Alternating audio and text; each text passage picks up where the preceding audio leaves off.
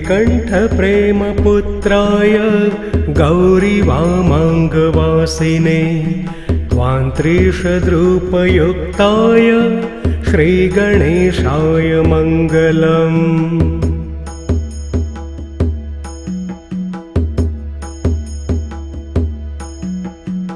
आदिपूज्याय देवाय दन्तमोदकधारिणे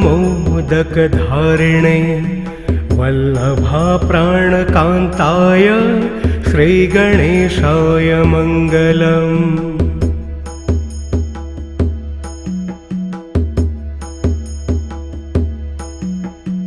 लम्बोदराय शान्ताय चन्द्रगर्वापहारिणे गजाननाय प्रभवे श्रीगणेशाय मङ्गलम्।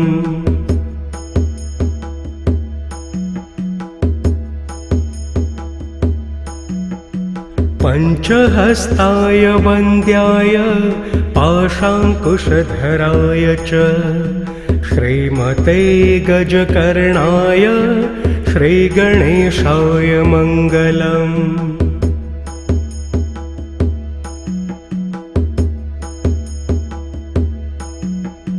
द्वैमातुराय बालाय हेरम्बाय महात्मने विकटायाखुवाहाय श्रीगणेशाय मङ्गलम्।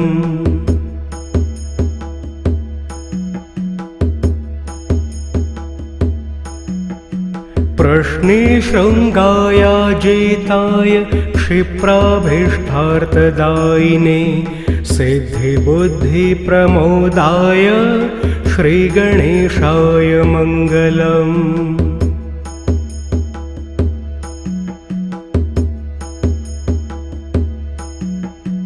विलम्बीयज्ञसूत्राय सर्वविघ्ननिवारिणे दुर्वादलसुपूजाय श्रीगणेशाय मङ्गलम्।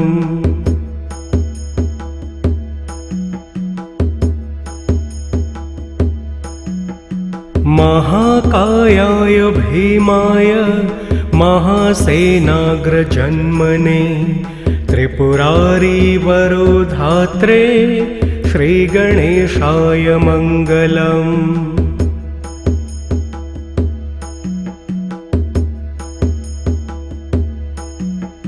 सिन्दूररम्यवर्णाय नागबद्धोदराय च आमोदाय प्रमोदाय श्रीगणेशाय मङ्गलम्।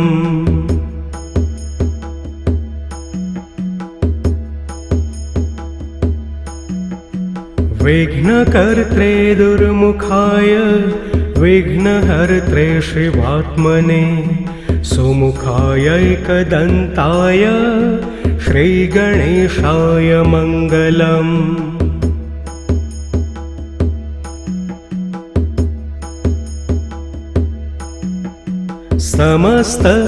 समस्तगणनाथाय विष्णवे धूमकेतवे प्रक्षाय भालचन्द्राय श्रीगणेशाय मङ्गलम्।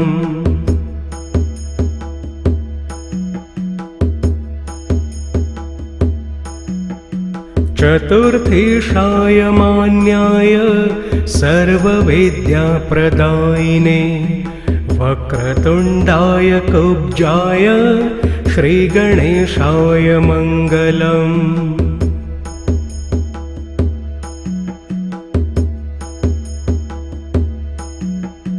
तुण्डिने कपिलाक्षाय श्रेष्ठाय ऋणहारिणे उदण्डोदण्डरूपाय श्रीगणेशाय मङ्गलम्।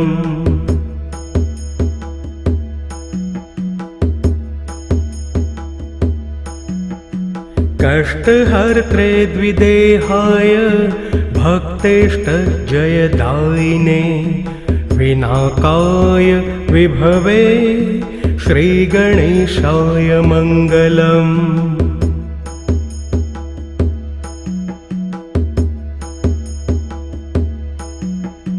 सच्चिदानन्दरूपाय निर्गुणाय गुणात्मने वटवे लोकगुरवे श्रीगणेशाय मङ्गलम्।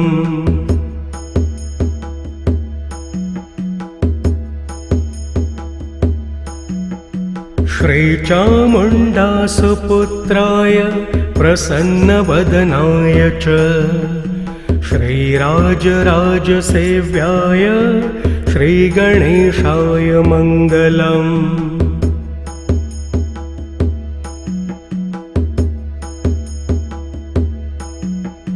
श्रीचामुण्डा कृपापात्र श्रीकृष्णेन्द्रविनिर्मिता विभूतिमातृकारम्यां कल्याणैश्वर्यदायिनीम्।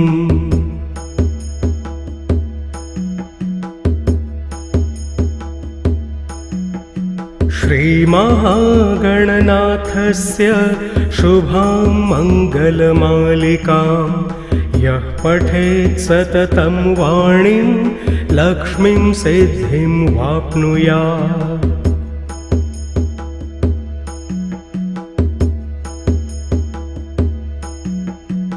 इति श्रीकृष्णेन्द्ररचितं श्रीगणपतिमङ्गल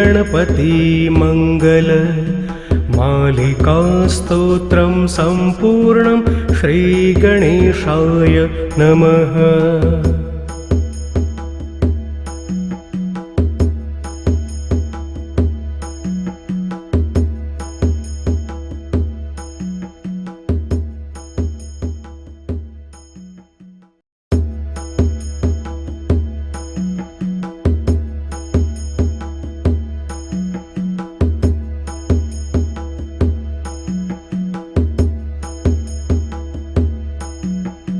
श्रीकण्ठप्रेमपुत्राय गौरीवामाङ्गवासिने त्वान्त्रिशद्रूपयुक्ताय श्रीगणेशाय मङ्गलम्।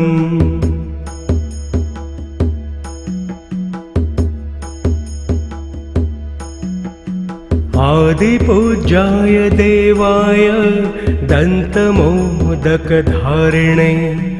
वल्लभाप्राणकान्ताय श्रीगणेशाय मङ्गलम्।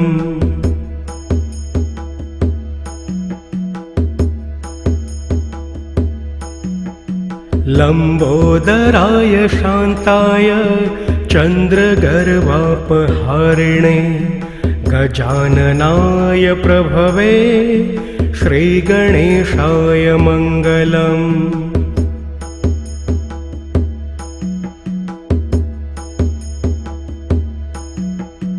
पञ्चहस्ताय वन्द्याय पाशाङ्कुशधराय च श्रीमते गजकर्णाय श्रीगणेशाय मङ्गलम्।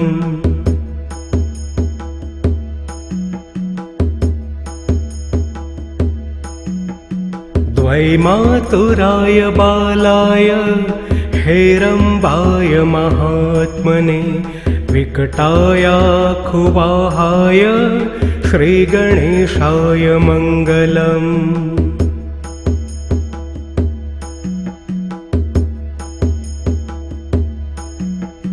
प्रश्निशृङ्गायाजिताय क्षिप्राभीष्टार्थदायिने सिद्धिबुद्धिप्रमोदाय श्रीगणेशाय मङ्गलम्।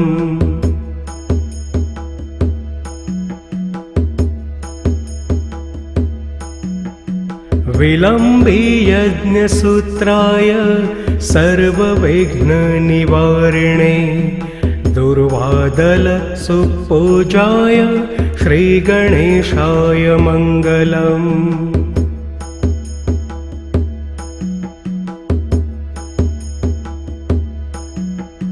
महाकायाय भीमाय महासेनाग्रजन्मने त्रिपुरारीवरोधात्रे श्रीगणेशाय मङ्गलम्।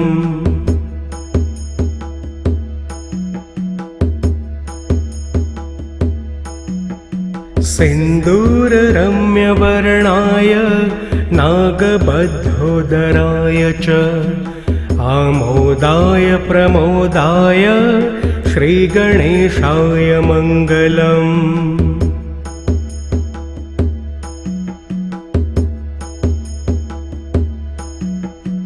विघ्नकर्त्रे दुर्मुखाय विघ्नहर्त्रे शिवात्मने सुमुखायैकदन्ताय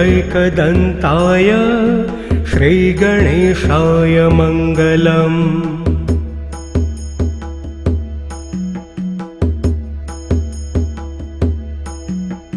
समस्तगणनाथाय विष्णवे धूमकेतवे प्रक्षाय भालचन्द्राय श्रीगणेशाय मङ्गलम्।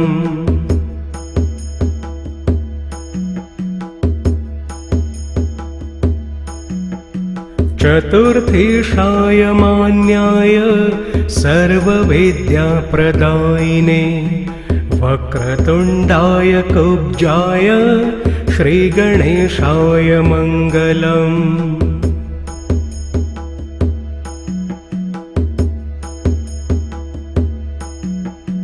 तुण्डिने कपिलाक्षाय श्रेष्ठाय ऋणहारिणे उदण्डोदण्डरूपाय श्रीगणेशाय मङ्गलम्।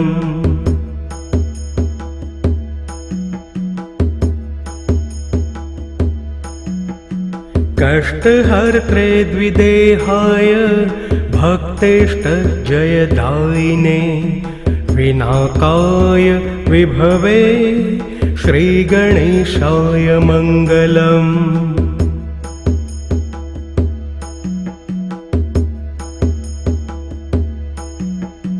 सच्चिदानन्दरूपाय निर्गुणाय गुणात्मने वटवे लोकगुरवे श्रीगणेशाय मङ्गलम्।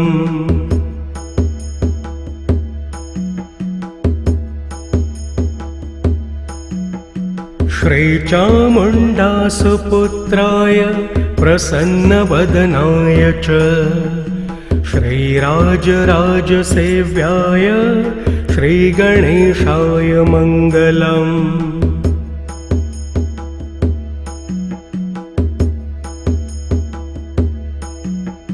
श्रीचामुण्डा कृपापात्र श्रीकृष्णेन्द्रविनिर्मिता विभूतिमातृकारम्यां कल्याणैश्वर्यदायिनीम्।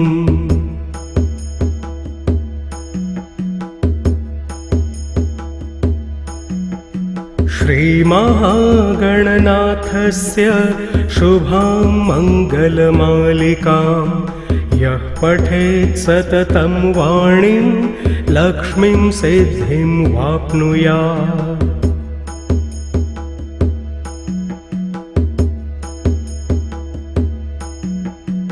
इति श्रीकृष्णेन्द्ररचितं श्रीगणपतिमङ्गल मालिकास्तोत्रं सम्पूर्णं श्रीगणेशाय नमः।